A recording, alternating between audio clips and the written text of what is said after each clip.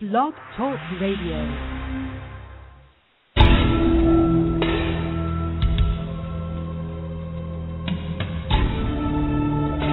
You are now listening to True Murder, the most shocking killers in true crime history, and the authors that have written about them. Gacy, Bundy, Dahmer, The Night Stalker, BTK.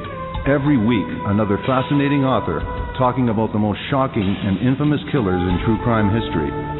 True Murder, with your host, journalist and author, Dan Zupansky.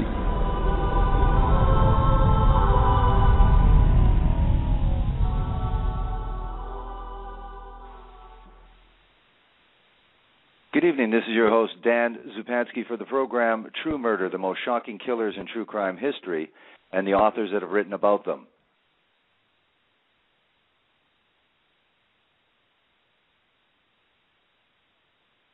By the time Richard Trenton Chase graduated high school, everyone knew he was strange, but no one had any idea how bizarre he had become or what dark impulses were flowing through his troubled brain. The transformation from the outwardly strange young man to the diabolical killer he ultimately became was gradual and would not become known until it was too late. First, it was the killing of small animals and birds and the drinking of their blood. However, when these sacrifices failed to satiate his needs, Richard Chase would seek out the highest form of life, and the city of Sacramento, California, would react in horror to the hideous murders and mutilations committed by his hand. For those living in the quiet neighborhoods where the murders occurred, it was nothing less than a time of terror until the fiend was captured.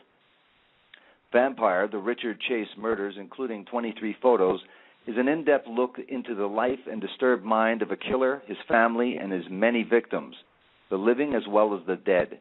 Discover what it was like for the police and what a difficult job they had finding a killer they knew wouldn't stop until he was apprehended. It was a race against time and a series of murders that would stun even the most hardened investigators. It is the story of a city under siege, held captive by the man whose appetite for blood could not be satisfied.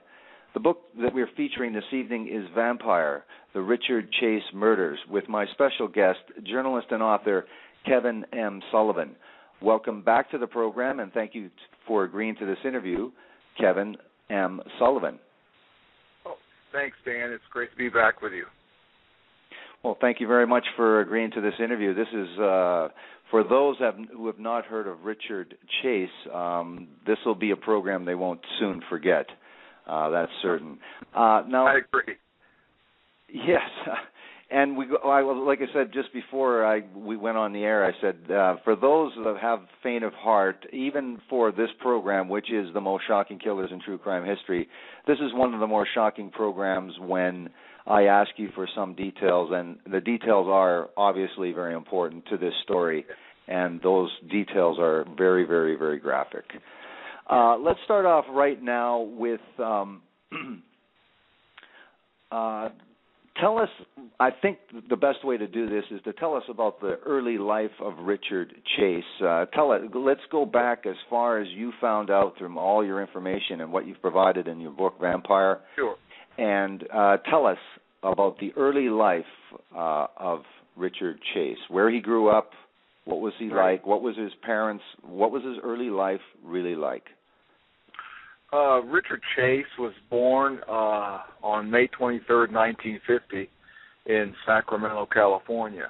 The 1950s were a time of prosperity, our country having gone through the Second World War, a lot of prosperity. But I say in the book that,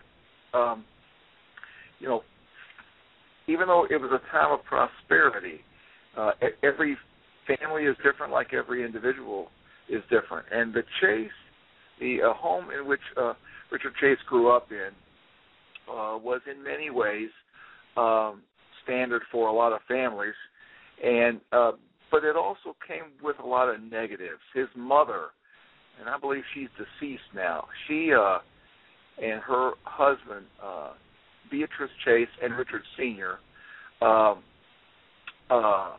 were married, and 9 months later, Richard was born, and he was the first child to be born in that family. And it appears that the family had problems almost from the beginning. That is, the relationship between Beatrice and Richard Sr.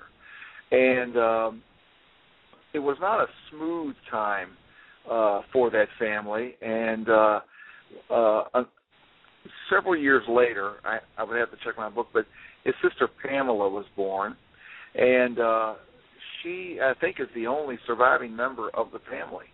But it was a time where there was a good deal of strife between the parents, with the addition of some mental problems on the part of Richard's mother. And she had been a school teacher. But I go into this relationship in depth. As far as his early years, he had to contend with some things in the home that weren't pleasant. But if you looked at Richard from the time he was a little boy on up until, say, high school, much of what you would see was pretty normal. He would play Little League, and he was a Cub Scout, and he had friends. Now, when he reached high school, he began to change a little bit, and it's interesting because sometimes people that become psychotic later on or mentally disturbed, sometimes that does not occur until they are up in their late teens and early 20s. And so there is a question as to what would have happened to Richard had he not gotten into drugs when he was in high school, which, of course, added to whatever mental impairment or illness that he had. But he may have gone the way of mental illness anyway within his makeup. That it wouldn't necessarily be just the drugs, but I think the addition of the drugs helped him become quite strange when he was in high school. And I'm sorry. Go ahead. What kind of drugs are we talking about specifically? And from his, you said, relatively normal behavior, despite some problems in the family. But again, right. A lot of people have a lot of problems, right. Rocky marriages. A lot of people have gone through that. What right. was the one thing that seemed to be, in terms of his behavior, that seemed to be a shift from normalcy to this odd, more strange behavior? And what kind of drugs was he doing that you say was probably not helping or maybe even been a catalyst for his mental illness? Tell us about that. Well, yeah, I think the catalyst was probably the LSD that he was on. He's listed as having, of course, smoked marijuana, which that did not do what that would not have contributed so much to any kind of mental disorder, but the LSD certainly would have. And then he was also on amphetamines. But some things that were in his childhood that even though he appeared normal, like, for instance, I thought this was interesting. He was force-fed once by his father when he was 2, and then he vomited up all the food. And Pamela Chase, and I didn't get to interview her. I couldn't locate her, but most everything I'm getting is from the record of their home life and the testimony that they had given to the authorities. But the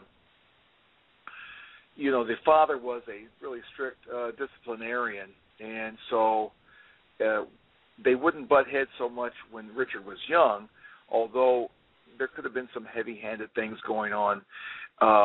Like I say, the force feeding, I think he threw when Richard was 11, the dad got very angry with him and maybe threw him up against the wall. And in fact, that did happen. I think that was in connection with him accidentally losing a car key. So these made impressions on Richard. I don't know how comfortable he was being a child in that home, frankly. But this is just going to be a part of it. There's probably things, it's like with Bundy, we're just never going to know about why he went this way. And really, the drugs and the LSD, there was a member in my family, my brother, he got into drugs in the 1960s. And, he was, I know this stuff firsthand, and he became very mentally unbalanced, and he was diagnosed later as a paranoid schizophrenic, and this is all connected with his makeup as well as his drug use in the late 1960s and early 1970s. But he never turned violent. So, see, this is the aspect of Chase that we're looking at, mental impairment and mental illness, and yet he went down the way of being a very diabolical individual. And but we'll get in more to that later about how this is an offshoot and why this mental illness that he had drove him in that area.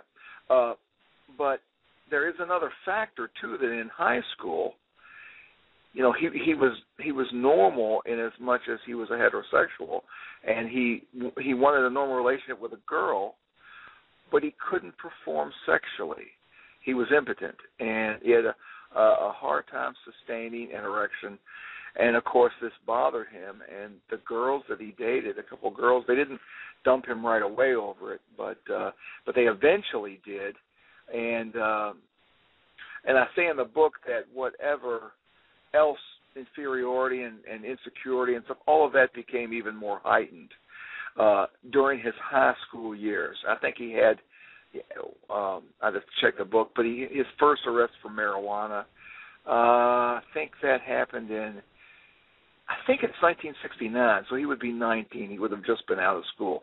That was his first arrest, and I got a picture of the mugshot in the book. He's very young there, but it was very, again, it's going to be the drugs, it's going to be his makeup. It's just there's going to be some things that when you look at his life, you'll see where all of this played a part, and yet even going down the road of mental illness, and I don't mean legal insanity. He was legally sane when he committed these murders without question, but he was also mentally imbalanced and very heavily mentally ill. He was a very, very strange individual. Now, you were talking about high school, and again, we just kind of glossed over what behavior now in retrospect was he doing, and even people knew, again, not after the fact, after the trial, after the incidents, the murders, but what was he doing? And then I'm referring to, obviously, with the hideous? With the animals. What was he doing with animals at an early age that, again, it's almost it's not almost, it's textbook in terms of when we talk about profiling. So, tell us about that. What was he doing with animals? Well, okay, it's he was convinced. This is the funny thing. Although he was legally sane, normal society would look at a guy like this like, well, he's just gone off this rock or he's nuts. Chase developed a strong sense of that there was something wrong with him and that he needed blood to sustain his life. And the killing of animals, small animals, birds, and the drinking of their blood, without question, he did this because he thought he needed it. And he would say strange things. Now this would be a little later on when the strangest first started to appear with him. It was in his high school years as he went down the way of drugs. But once he got out of high school, he became really, people knew that he was strange. He was mentally unbalanced. He wasn't killing anybody yet. He wasn't killing animals that early, but as things progressed, it went from small animals, and then he started killing dogs, and dogs became a big, and it wasn't just killing the dogs for drinking their blood, but he would eat portions of the dogs as well. Now, he believed that, he told somebody once, he said, when these things started coming to the surface, that he believed someone had stolen his pulmonary artery, that his heart would stop. These were, in his mind, legitimate physical things that were going on.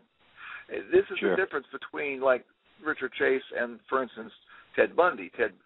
They're both diabolical killers, but you couldn't look at Ted Bundy and say he's crazy or he's nuts. But it's easy to look at a guy like Richard Chase and say, well, he's crazy. He's crazy. People don't say things like that. So you had a lot of very strong paranoia emotions. He was eventually diagnosed as a paranoid schizophrenic, although there were some that didn't agree with that. Without question, he was deeply mentally ill. But he, again, as we get into this story more, when he got into the murders, he proved by the actions that he took that he was trying to conceal what he was doing, which talked of planning and awareness of what society believed was right or wrong, and that murder was wrong. So, but he was a very, very, very demented individual. Right, but this is one of those cases where it's the very, again, people, you can say, well, geez, that's not legally insane, so when you say he's crazy, but these are the kinds of murders that are so senseless and over the top and vicious and humiliating and stuff out of fiction. So, right. Now, so what does he? What's his life? You're alluding to that his strange behavior, becomes a bit of a loner, to say the least. What's his contact with his family? Is he still living with his family? Tell us what happens after high school. Where does he go? Does he have any career plans? What happens with his life? Well, he enrolls at American River College in Sacramento, and he's, by that time, he's pretty well mentally impaired. His grades are not that great. He drags his schooling out. He is still living at home, but after a while, he met some folks out. They saw him sitting on his lawn one day, and these folks were renting some rooms in a house. They got to talking with him, and they made him a roommate. But I say in the book, because Chase was not drooling and babbling or whatever, they thought he might make, he seemed, for the few minutes that they talked, fairly normal. Once he got inside with them, and his father helped him, with the rent. Chase didn't work a lot, but he would work some. But his father would help with that, and then they began to see how strange he was. And so it didn't take people too long.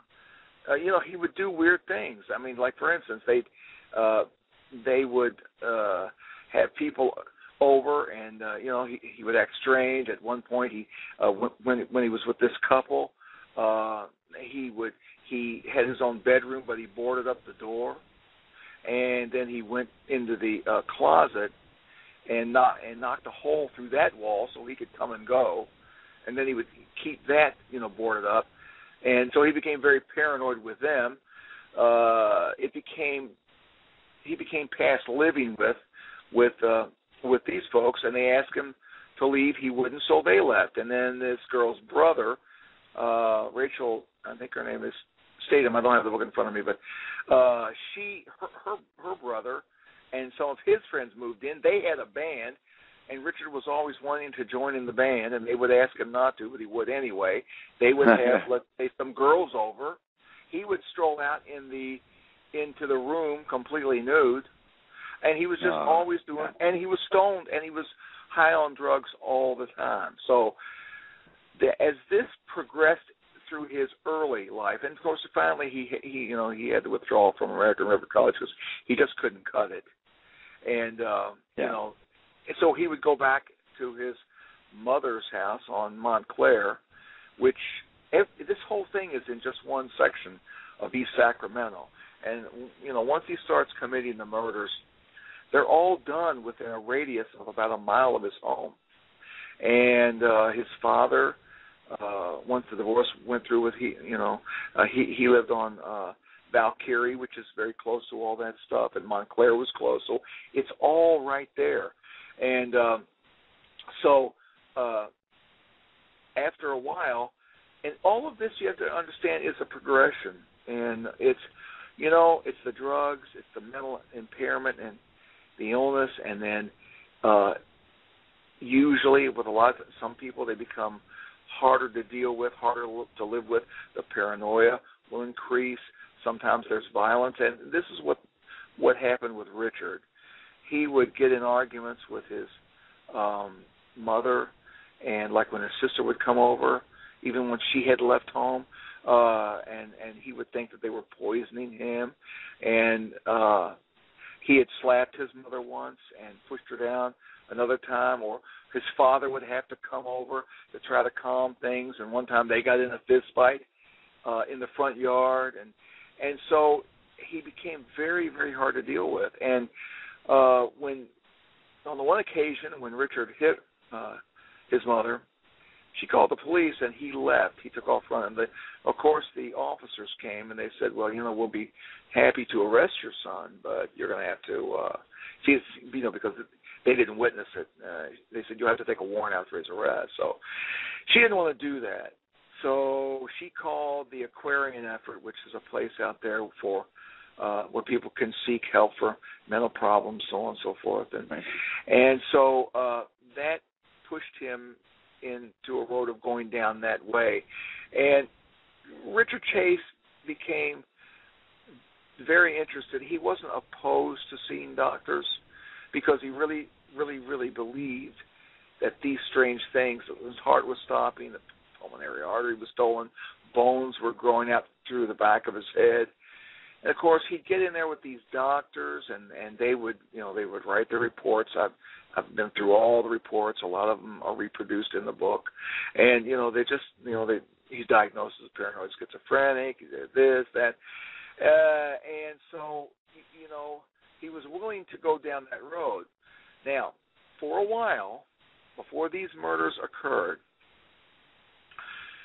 they had gotten Chase on some medication, which was actually helping him. And in a case like that, these drugs are designed, it's not that they no longer are schizophrenic or whatever it is, but it can keep some of these things in check to where the improvement could be considered guarded, but that it could happen.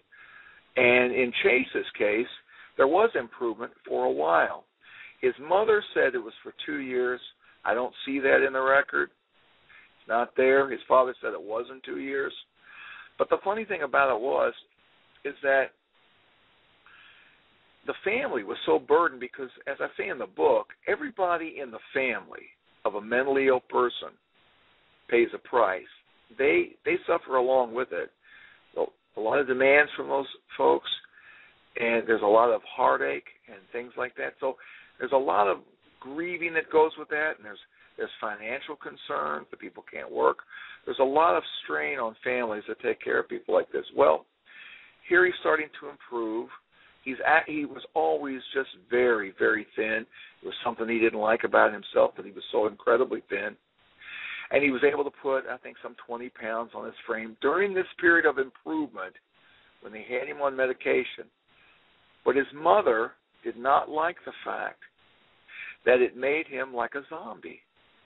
So, of her own volition, without doctor's orders, she had him stop the medication. Well, when you got somebody like this and they're being helped by it, you have to be off the wall to take them off of it, because there's no place to go if you take them off the medication. So he went back downhill. And this is not to say that this time of improvement would have continued on the medication, but she guaranteed that it wouldn't continue by taking him off. And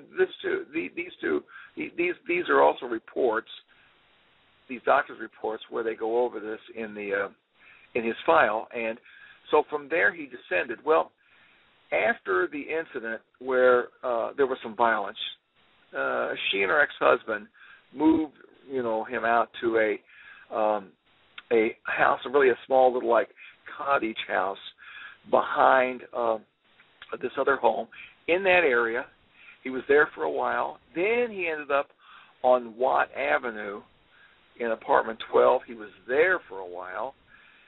Decided he wanted to leave, and then of course there's the by that time he's already killing animals. In fact, the drinking of rabbit's blood happened while he was in living in that small cottage. His father used to come over and visit him some, and they'd play chess, and he asked about the rabbits. He said, "Richard, why do you have these rabbits?" Chase had bought these rabbits from a guy in Rio Linda, California, and he said, well, they're for eating. Well, Mr. Chase has been used to strange things coming out of Richard for a long time. He didn't know that he was drinking his blood, but either that night or the next day, it probably is the next day, I'm not sure. I don't think they're sure. Chase injected himself with rabbit's blood, and he nearly killed himself. He became really, really sick. His father came over and took him to the hospital. He was, he was very, very ill for a while. And, of course, he did that because he thought he needed it. See, this is the type of mental illness that this guy was going through, and because nobody would do that in their right mind. But so anyway, so this progression of killing animals and drinking their blood, and Beatrice Chase. I mean, the Chase family had, he had a couple of dogs. I mean, there were some dogs, and she had a cat. He ended up killing all those animals. And before he killed the animals, she would catch him sometimes squeezing the paws of one of the dogs so hard, or squeezing its jaw, and, just to see it suffer.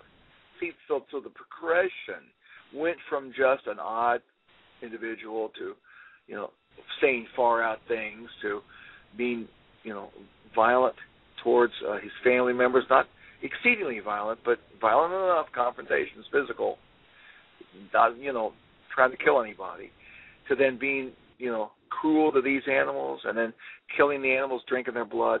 And, of course, once he was off his medication that was helping him, really there was no turning back. He was just going to go down this road, which he did, and he started killing humans. That was going to be the ultimate thing anyway. What did the psychiatrist assess? You say they assessed him as a paranoid schizophrenic, but obviously they didn't assess him as a paranoid schizophrenic with homicidal tendencies. So did he, that's the funny thing, again, a right? testament to his, pardon me? Yeah, see, that's the thing. This is the thing, and I can attest to this from having had somebody in our family like this, exactly like this, with the same diagnosis, with the same drug use. And I can tell you that most of the people that ruin their lives this way, and I'm going to say those who, let us say, did it through the hallucinogenic drugs of the 1960s, for those who change themselves chemically or these imbalances occur, they don't usually go down that road. There's a lot of homeless people that are mentally ill, but they usually don't go down the road of violence. And even if they are too violent or too disruptive to live with families, they don't go out and commit murders. And they certainly don't go out and commit the kind of murders that Richard Chase committed. It just doesn't usually go down that road. So everybody, once this occurs, they're wanting to take the doctors to task, and they're wanting to take anybody else to task who let this guy out on the street. But the problem with all of this is people have rights under the Constitution. And I had a judge tell me once that I was asking to hold my brother longer. He said, listen, he's got rights. They attested he's not a danger to himself or someone else. He's got rights, and he's right. So, they can put holds on people. They can 72-hour holds, but I'm telling you. So nobody knew that this guy was going to go down that road. There's a lot of strange people out there who are never going to harm anybody with the same diagnoses. Let's make a distinction right now, because this subject comes up, and I always try to make this distinction because we have this particularly infamous case that happened about 3 years ago, and the person that committed these atrocious murders and cannibalism and decapitation on a Greyhound bus is now afforded walking visits outside the mental facility, and he soon will be released easily within 5 years. Despite the outrage from citizens, it won't make any difference. So there's where we are a difference. But here's the thing that I want to say. I'd hate to be a person with mental illness, in the future going to have mental illness, or have a family member has mental illness. This has nothing to do, vast majority of people that are mentally ill do not hurt anyone, let alone themselves or anyone else. This is a person that happens to be a killer who happens to be schizophrenic. Let's make that distinction, because this guy Richard Chase is probably capable of what only a handful of humans in the last 100 years have been capable of doing. So let's make that distinction, because mental illness already has a stigma. We don't need, I don't think mentally ill people need to be lumped in with killers who happen to have a mental illness. No, that's true. That's absolutely true. And so even though he has been given this diagnosis of this, it's still most people that have a diagnosis such as this, they don't go down that road. And so once these things occur and there's this uproar, I mean, if you look statistically, it's just, this is first of all, this type of murder is a rarity. It really is. But the thing of it is that just because he was mentally ill, there's other factors going on there. And no, most mentally ill individuals don't do this. They are more likely at some point to perhaps take their own lives, maybe, but not to go out and commit murders. But anyway, so this is where Chase was, and this was his background, and up until the time when he committed his first murder.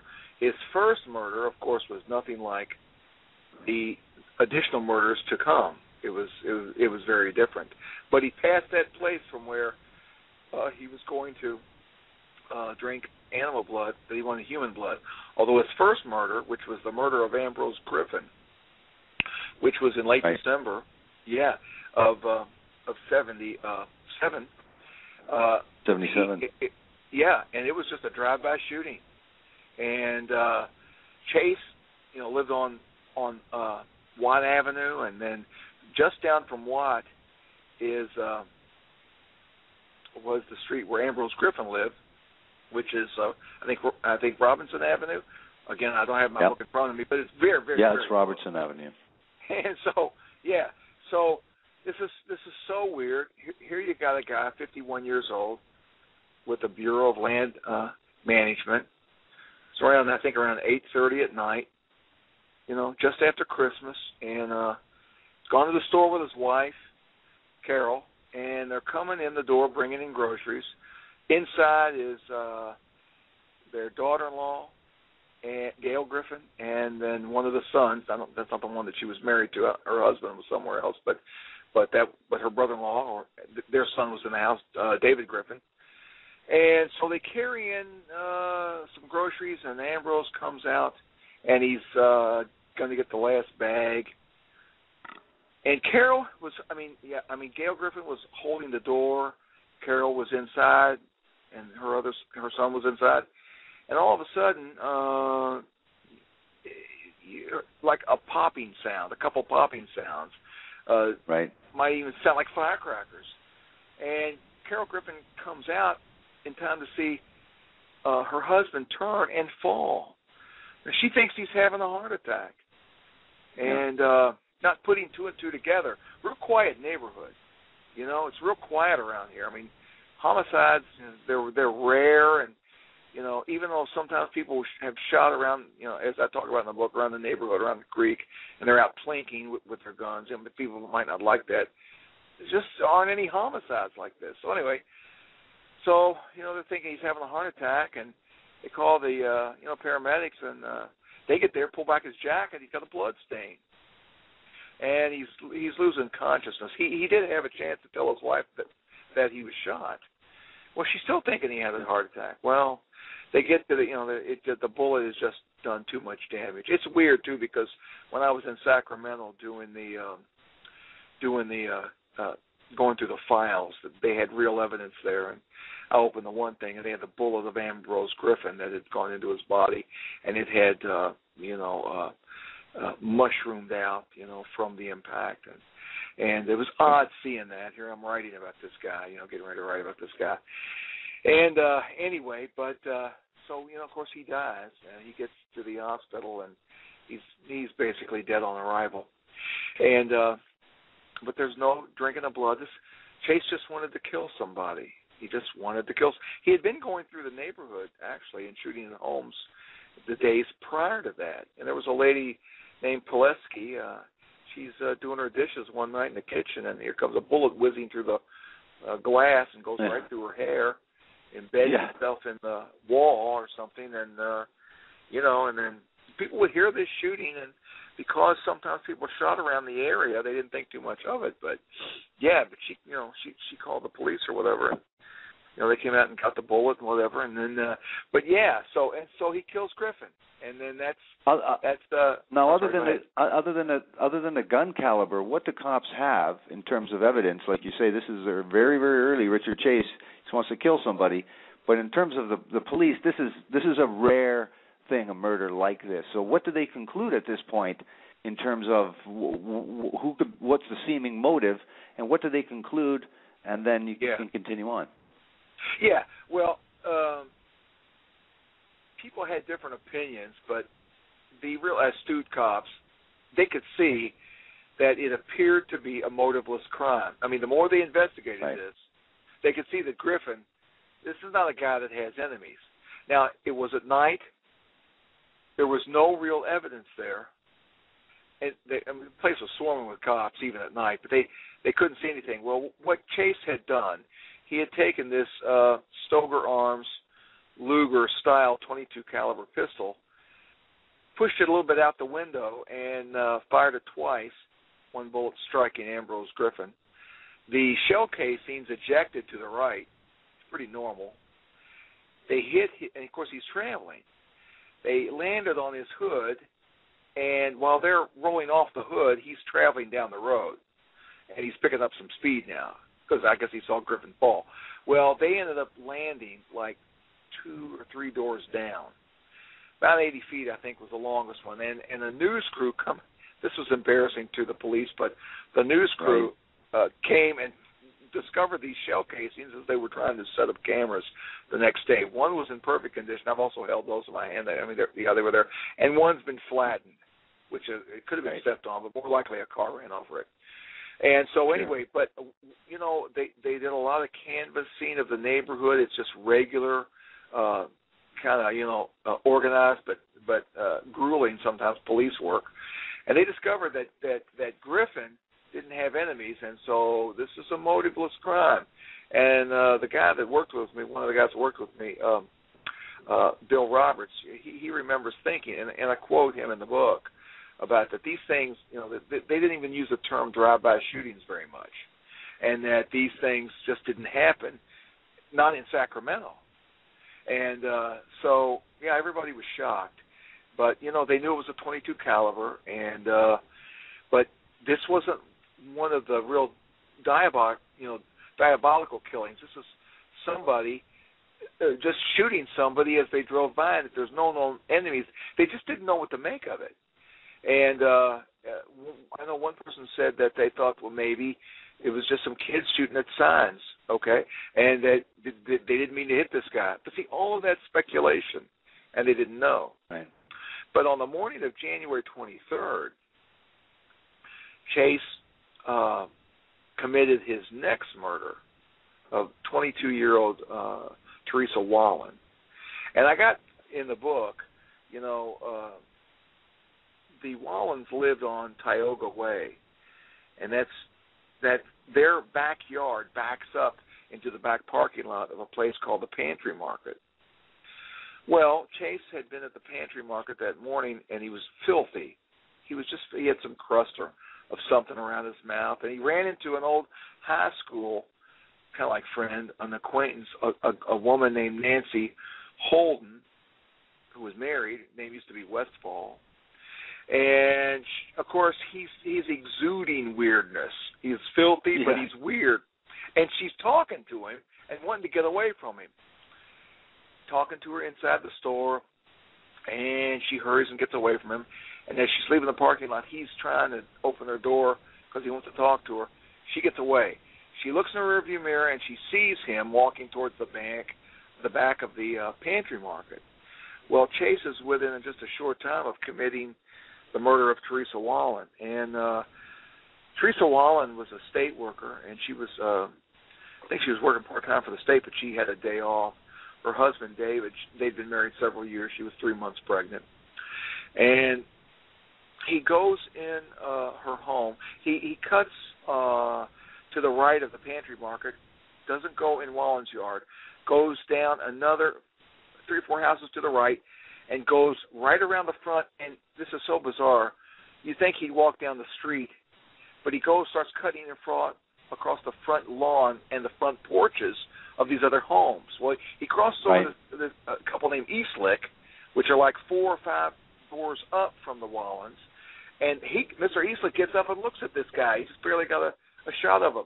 Okay, so he goes down to the Wollen residence, tries the door's open, and Teresa Wollen is coming through there with a bag. She's just house cleaning.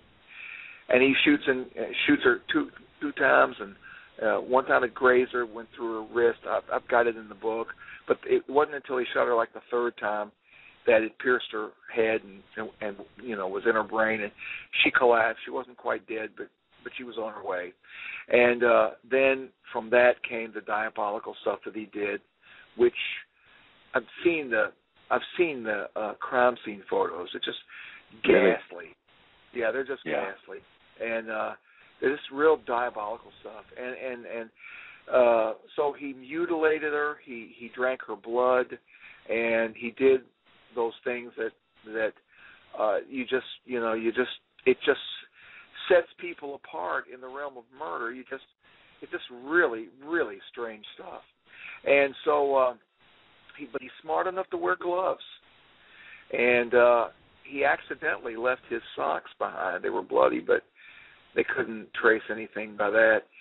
So he leaves this scene of carnage committed in broad daylight, and he goes home and waits for the paper to be delivered. And there's a deputy named Ivan Clark who shows up at the scene. Now, Ivan Clark was a hardened investigator. Bill Roberts knew him well. I think they both went through the academy out there. And Clark came out of that house. He was ashen. It was so horrible. And didn't her husband discover his wife though? Talk about ashen.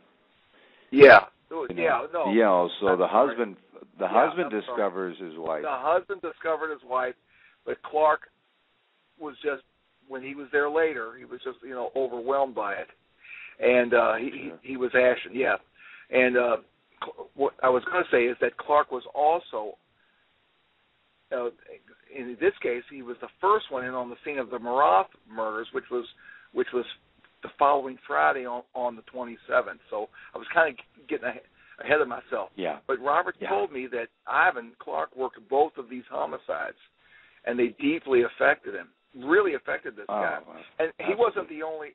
And he wasn't the only one. I can't remember the fellow's name. I've got it written down, but the husband came home later. The officers were called. He in fact, when David Wollen, he worked for a company called National Linen. I think he was training a guy to take his place. That might have been his last day, but I can't remember. But he was training this fellow. Well, he trains him all day, and he comes. And they get off work to go have a couple of beers or whatever, and he drives home, and he's going in the front door, and it's dark, and the music's on, and he flips on the porch light, and he sees what appears to be oil stains in the carpet, and there's garbage strewn all over the room. But those aren't oil stains; those are blood stains. He had actually killed her in the front room, dragged her body back to the bedroom. Anyway. So he's calling out for her. Their dog, Brutus, comes up to him, and he's acting strange. And he goes back in the bedroom, and he sees his wife dead. He only looks at her for a few seconds, but there's no mistaking. She's dead. She'd been cut down the middle, and stuff was coming out of her, and she just had, some ghastly stuff happen to her. So he runs across to the neighbor's house, says, "My wife's dead." And then he calls the sheriff. The father comes over. He called his father first. Then they called the sheriff's department. Sheriff's department comes over. The two officers come over. Ivan Clark ends up going over there. So everybody shows up. So they got this ghastly scene. Ray Biondi, who is the commander of homicide, he gets a call, I think around 9 o'clock or something. 9 No, probably earlier than that. But anyway, so he's called out. Everybody's there, and then he shows up. And, of course, Biondi knows from looking at it, and all the officers know, that whoever did this is not going to stop. They're going to have to catch this guy. He's not going to go away. He's going to keep doing this. And I got a quote in the book from when I think it was Bill Roberts and somebody else shows up there. Biondi makes a remark similar to that. They got to catch this guy before he does it again. So I mean, nobody'd really seen anything like this. I mean, these guys have been to a lot of homicides. It's like this one guy said on the documentary that I saw. He said, but it's not every day when you see that somebody comes in, murders somebody, and then cuts them open and moves their stuff around. It just didn't happen. So anyway, so that's on a Monday. So here we go. Leg work. Everybody's working overtime. The city's getting that area of Sacramento is becoming very unnerved that this could happen in, it's still daylight and she's home. It's a quiet neighborhood. Well, by Friday, Chase goes in and kills just a little bit farther away down on Marywood by the Country Club Center, again in a very close radius, mile and a half from where he lives. And he kills Evelyn Maroth and her son Jason, and he kills Evelyn's nephew, and then Daniel Meredith, who liked Evelyn, even though she had a boyfriend. He liked her. All these people were killed, and if we have time, I can go into the sequence of it, but he killed them all, but he didn't kill them all at the same time. He had parked his car at the Country Club Center. Oddly, it was by a concrete planter sticking kind of out in the lane. He crosses over to Marywood, which dead ends up where the Country Club center is.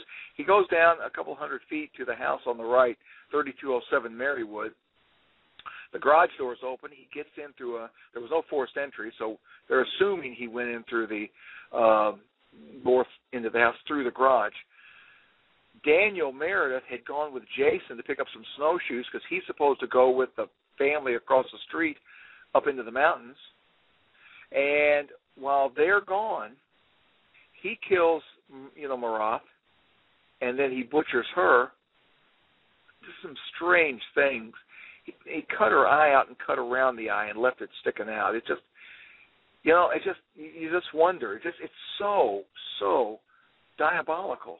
And he takes the baby and kills the baby, and then he takes the baby, and of course Meredith and Jason, I guess, are still gone. Takes the baby and kills the baby there in the crib. Takes the baby into the bathroom where he had taken Evelyn Maroth, and he sodomized Evelyn Maroth in the bathroom. And I say in the book, he could do with a dead body what he couldn't do with a living girl. He had trouble with sex, but he's so, and so here he is with a dead person, and then he cuts the back of the baby's head open, and because of the brain matter and the blood, and so Daniel Meredith comes back and they come into it. Meredith is killed first with a shot to the head. Jason, he's got a bullet wound later they discovered in the back of his neck, so he probably turned to run, but was killed quickly too. Then they were dragged out of the front room to some distance. I think Meredith was left in the hall.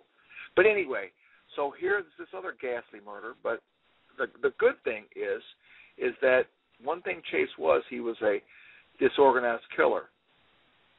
And it was the chance meeting, and this is Friday the 27th of January, 1978. The meeting that Nancy Holden had with Chase at the Pantry Market the previous Monday, once these other murders occur, she tells her, I think it was her father, who was a retired police sergeant, about this strange guy. It was at the Pantry Market. Excuse me, what it was too is that we glossed over it too as well, is that this is something very noticeable, and when the description came, it was a man in an orange parka. Yes. Kind of an unusual color for a parka. And then Nancy said, she obviously knew there was quite strange behavior, and she recognized him from high school. And then his neighbor in the Watt Apartments, I believe, Don, also put two and two together. But it really was that orange parka, I think, was one of the big, one of the big things that convinced her as well. Obviously that chance meeting was very, very fortuitous for this, for this case. Yes.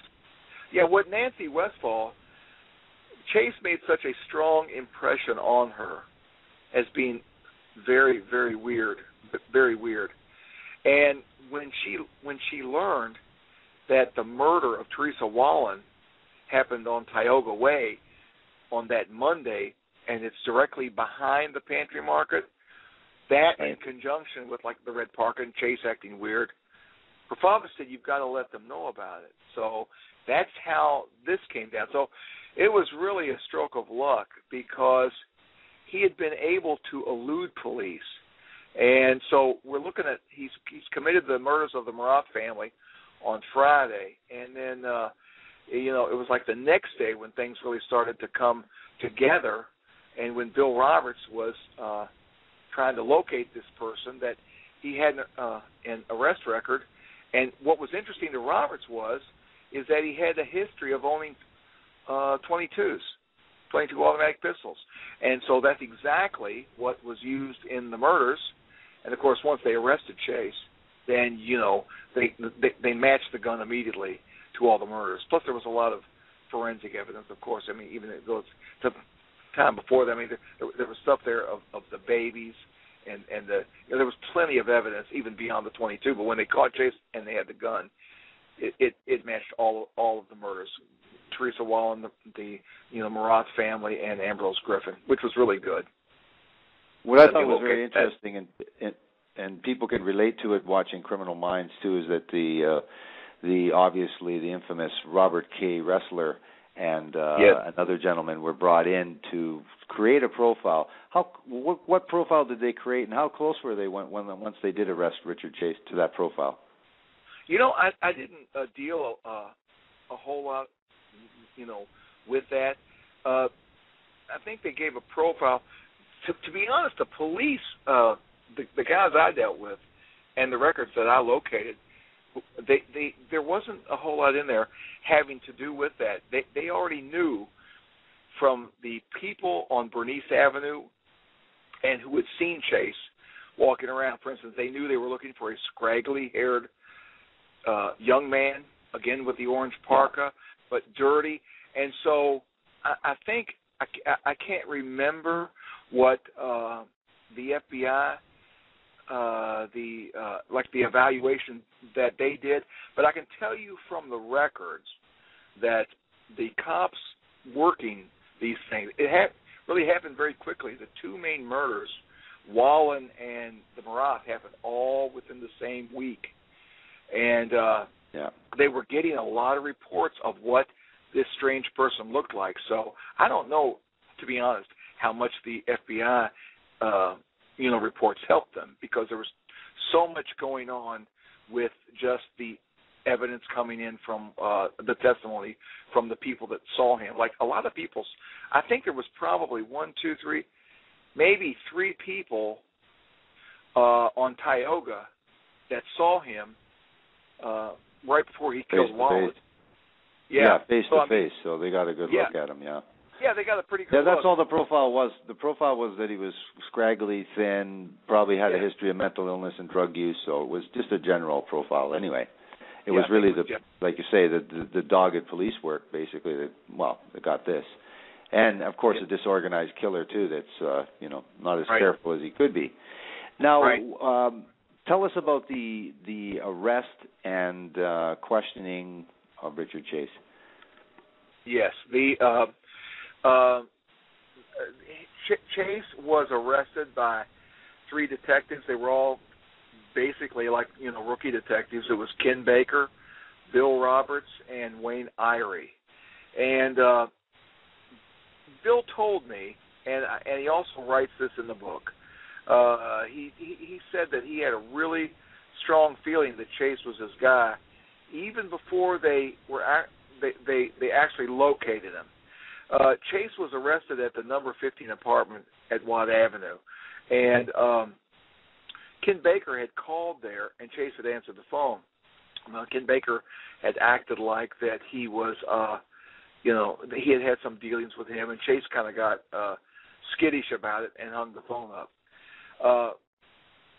So when they went to his apartment, he wouldn't answer the door. And so Bill Roberts went up to the manager's office to call while Ken Baker and Wayne Irie stayed there. Now, fortunately, number 14 apartment was vacant. They got the manager to open up, and Ken went inside the next door apartment. Listen, they could hear movement inside. So while Roberts is still up there, Ken Baker and Wayne Irie made a pretense of leaving, and they were talking kind of loudly that they would come back. Yeah.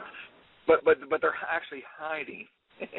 Chase comes out of his apartment with the box. He's got the .22 in a holster and a jacket on, so you can't see the gun. But he comes out and he turns to the right to go into the parking lot to get the ranchero. But he sees Wayne Irie 2 doors up or so, hugging a door. Wayne Irie sees him. He immediately steps out. For a second, he's going to go back into his apartment, but he bolts the other way, and he runs into Ken Baker. Ken Baker's already got his .45 out, but Chase throws the box at him as he goes by. So Chase just is trying to get by him, runs right into Baker. Baker hits him in the head with the .45, and they're wrestling around on the ground. And about that time, Wayne Irie has gotten up there, and they're able to get this guy on the ground. And Irie was going to kill him.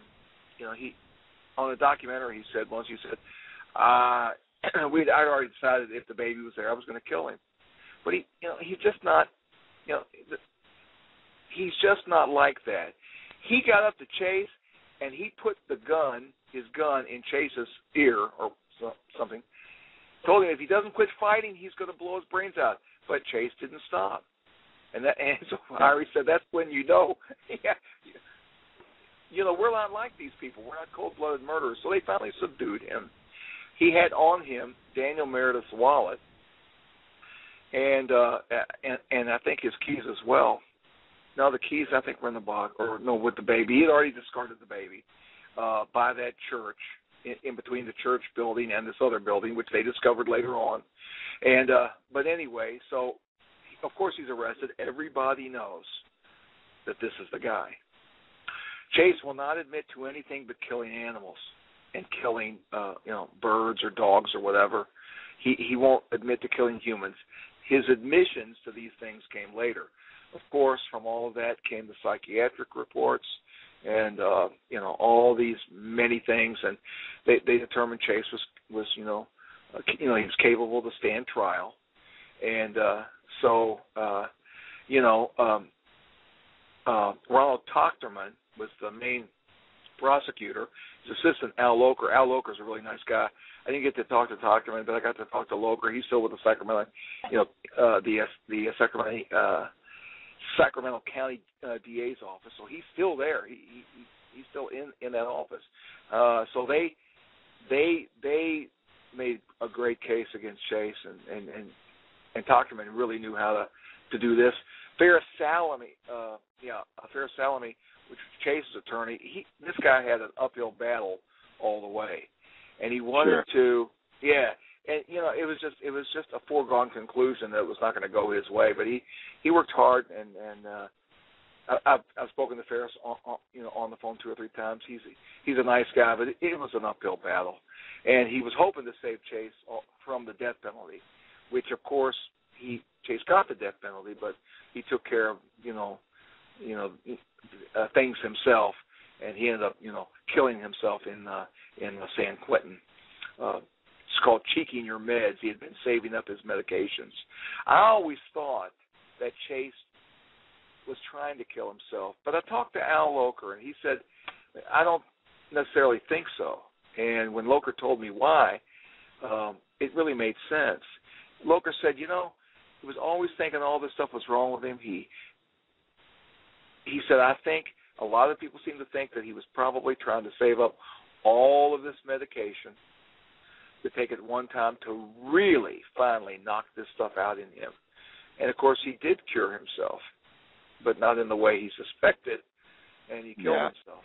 But, but he was strange. I mean, the doctors said to Chase once and said, what are you thinking about right now? He said normal things. And they said, well, what's on the screen in your mind? He said, a 747 jetliner blowing up. Just strange stuff, just strange. You talk about the prosecution being deft and effective, but really it comes to American law, and I mean even people that watch things like Law and Order they have gone over the subject of legally insane. Tell us if what I found interesting in your book too was it never came to me before at all, but with this is that when a person has this attempts. And what other defense would you have, but not criminally responsible by virtue of insanity and insane? But the thing is that the planning, the evasion from the authorities. But I thought another thing was too was there any talk of the sexual motivation being another thing to dismiss the notion that he was insane and was out of control and had no control of his behavior? Did that sexual motivation come into play at all? In terms? Well, they actually said that his what he had done sexually, they probably I think if I'm remembering correctly. Was like a sexual sadist. I mean, they look at these things as being, he could be cruel, he could be various things. For the prosecution, the only thing they cared about was Chase aware of what he was doing? Was he aware of right and wrong? And to the prosecution, it didn't matter how cruel or evil Richard Chase might be. Because a truly insane person will not try to cover their steps. They might go out and commit mass murder, but they're making, they're just doing it. But Chase did try to conceal everything he was doing, and he showed some elements of skill at being able to do it because he didn't leave any fingerprints behind, and he knew that the proper response when they asked him, did he do this? No, I would never do that. So he knew. So Chase was cruel. Yeah. Chase was evil. Chase was diabolical. But he wasn't legally insane. And that's the only thing Tochterman wanted to drive home. And he did it. Yeah. He just did it wonderfully. And the jury bought it, and they did not consider him insane. And so that's why he got the death penalty. Absolutely. Yeah, it was. We didn't talk about this, but the authorities were really kind of spooked by the bloody ringlets that were left at the crime scenes. Yes, I have a photograph in my book. Yeah, and in fact, you can see a portion of the yogurt cup that he used. Yeah. But the ringlets were from I believe it was a green pail, and they saw those ringlets twice. And in fact, I'm assuming that that's the same pail that he tried to discard. I won't say categorically. I'd have to ask Bill Roberts, but in the picture where there's at his apartment where there's the 22 Sal Luger on that box, there's also a pail. There was a pail that he had there. That could be the very same pail. I'm just not certain, but that's what made those ringlets. Yeah, absolutely. Yeah, it's you had the good sense. I would have went into more description, but it is Richard Chase humiliated, posed, and displayed. Like again, for all those people that watch television and are aware of these terms, yes. He is the worst of the worst in terms of. I guess it looked like humiliating his. There was humiliation, the sadism, yes. Cruelty. Right. I mean. Never mind lack of remorse. That's ridiculous. But, decapitating the baby's head, it's evil. That's about, the best thing is just to chalk it up to a whole lot of evil coming from this one, emanating from this one person, is spreading a lot of terror in that area for a short period of time. Thank God. Yeah. Thank God. It was very short, but I mean, people were so upset they were buying weapons, and people that had weapons, they were making sure they had enough ammunition, and it did cause a lot of people some sleepless nights. And there were numerous investigators that just had nightmares about this stuff. You know, it was just real different than the average homicide. And the picture of Evelyn Marat, it's never been really. Unfortunately, there's a picture of Teresa Wollen that has been released. Sometimes it shows up on the internet. I don't know how that happened, but it's been released. But most of the crime scene photographs, in fact, all of them, but that one picture, has never been released. But it's ghastly. And he had also stuffed dog feces in the mouth of Teresa Wollen. When the investigators first got that, they weren't sure what that was. But he's just very, very evil, very diabolical person, but legally sane. Yeah, incredible. It's hard for people to fathom that definition, legally insane, and so the only thing you can really chalk it up to is evil. An evil persona. Would say this guy's nuts. We would say he's nuts. He's got to be, but not really. He's just, and you know what? That gets into a whole other question. How do people get that way? How do they get to where they are so diabolical? You know, it's just very strange. It's very odd that some humans sometimes become predators in this way. You know, Theodore Bundy, he would also remove heads. He would do things that were ghastly and diabolical. But as to his person and outward appearance, they're like night and day. You'd never know anything was wrong with Ted Bundy if you know. But Chase, take one look at him. The guy's whacked. I mean, that's your first impression of him. Well, I mean, one is a bit scarier than the other. Bundy is scarier than Richard Chase, and only that it's like a Hannibal Lecter is scarier than Richard Chase in that they're cognizant of what they're doing. It's like a Dexter. So, but you know, the thing is how many true crime books I've read, you've read, how many stories that I've read. There is really no answer how people can become like that. The only thing I can, you know, it's an oversimplification, is that it's this legion of thrill killers.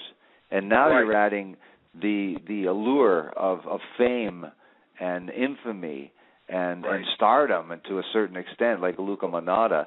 And what you have is a combination of that phenomena in society anyway, totally over the top in terms of exaggeration. And these people doing, again, a crime that shocks the world. That's what they're interested in doing. So, you know, that is horrifying for people in fiction, let alone to realize in true life. But I don't think anybody could ever say anything other than these people, to a certain degree, to a great degree, want to do the very, very taboo, to experience what no one in what we would think in their right mind would want to experience. That's the only thing I can come up with. Yeah, and that's one of the reasons why people read about this stuff, because it's so set apart from normal life. It's hard to believe that this sort of thing can actually occur, and so it interests people because it's like peering into another world, a world that you're never going to walk in, and you think, and you stand back from it, you go, how can somebody be like that?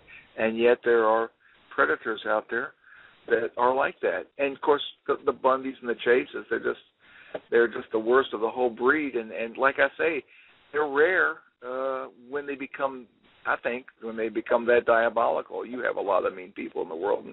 But the killers in prison, when Chase was in jail, some of these people who had committed murder were complaining that they can't sleep because of what Chase had done and that him being there, and they're thinking about it. Can you imagine that these were just regular killers? I mean, these are true. They wouldn't do that. They wouldn't do those things. Well, I guess they got what they deserved, huh? To be outshot. They did. Well, they had to move Chase into a single cell in the jail because it was just getting out of hand. They were throwing urine on him and passing it down in cups and tossing it in his cell, and so they had to isolate him. But you know, that's really the way it is. Yeah, it's again, it's always, almost always, unlike Criminal Minds, where people are saved. This just leaves a trail of carnage and broken lives, basically, sure. and not much answer. And I think that's what it is. It's very much like I think it's a new genre of true horror, in that nothing can compare with this, because it is true. It is more horrifying, and there is no neat, clean answers. Oh, geez, they're mentally ill. No, they're in between. Certainly, just inhuman behavior. Right, absolutely. The most diabolical expression of what a human can do. It's ghastly. I mean, because, if you get into things that the Nazis did, it's always been hard for me to believe that people in Nazi Germany in the 30s and then into the 40s could do as a country the kind of things that they did, more organized, but just as diabolical. But here you've got someone that, like Chase or something, that just, coming into people's homes in broad daylight, very random, and then just extremely lethal and completely diabolical. Just very strange. I think one thing for the citizens of California to realize, and it's obviously a huge state and a lot of people, and we're talking about the 70s and the 80s where people didn't lock their doors and all kinds of other silly behavior. But, there's a lot of murders from people like Richard Chase and the Night Stalker and all kinds of people where they just left their windows open. Oh, you can't leave your windows open. No, you can't leave your doors unlocked or your windows open. I have been saying this for years. I mean, you just can't do it. No.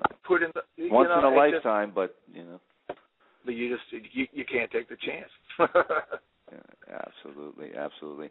Now, you have this coming. This is released as an e-book. Yes, as an e-book right now. Yes.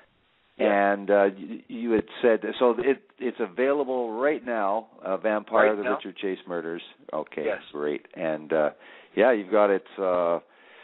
It's one of the new releases on Amazon, so that's very interesting. And I'm sure with all of the hoopla over vampires and, I mean, there's never been a time since when we were kids in the 70s where there's been so much emphasis on vampires and Draculas and stories like this. So this is perfect timing.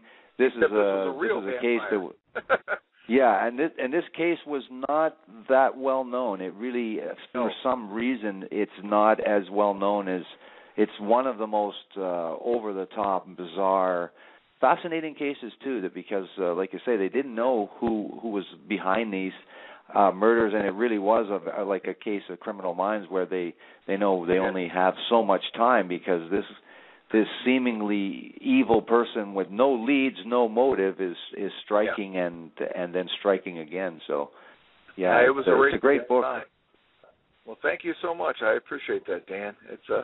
I knew from the moment I decided to write it was going to be good. And once I went to Sacramento and went over all these areas and got into the case file, I thought, it's going to be an interesting book. So, I was glad I was able to do it.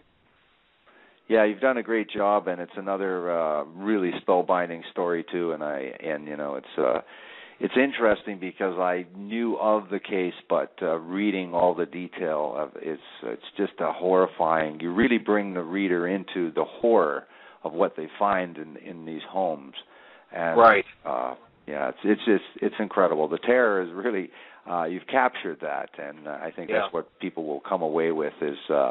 Again, the good old days weren't all that good either. So we've got. I think it's beneficial for people to remember what humans are capable of, and it's just if it's happened and it's a part of our history, it needs to be known and it needs to be remembered. And it's just people need to understand that certain people are very evil and they'll do some very horrible things.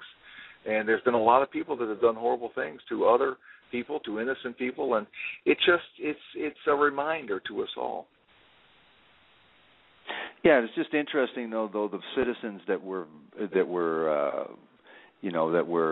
cognizant of what happened and made the effort to contact. We've heard horror stories of people contacting authorities and those people being ignored.